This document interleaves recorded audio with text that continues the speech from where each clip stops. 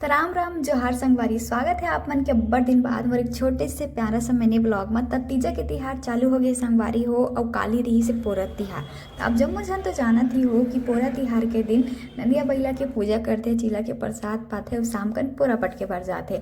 वैसे तो पोला तिहार है विशेष रूप से किसान मन के द्वारा बैला के प्रति श्रद्धा और आभार प्रकट करे बर समर्पित है। लेकिन एकर दूसर कहानी ये है संगवारी हो कि जब वासुदेव यानी कि श्री कृष्ण जी हा यशोदा मैया और नंद बाबा के घर में रहत रही से ना, तब कंस अलग अलग राक्षस मन ला श्री कृष्ण ला मारे बर भेजे। त एक बार ना भाद माह के मतलब भादो महीना के अमावस्या में पोलासुर नामक एक राक्षस ला ना बैला के रूप में श्री कृष्ण ला मारे बर भेजे रही से। श्री कृष्ण ह अपन लीला ले असुर ला मार के सब झन ला अचंभित कर दिस। तेकर सेती पोला तिहार मनाए जाते। इसे कहानी घलो है। का आप मन ला ये बात पता रही से सही है कि नहीं, कमेंट करके बताओ। वैसे मैं पोला तिहार बहुत अच्छे से मनाए हूँ।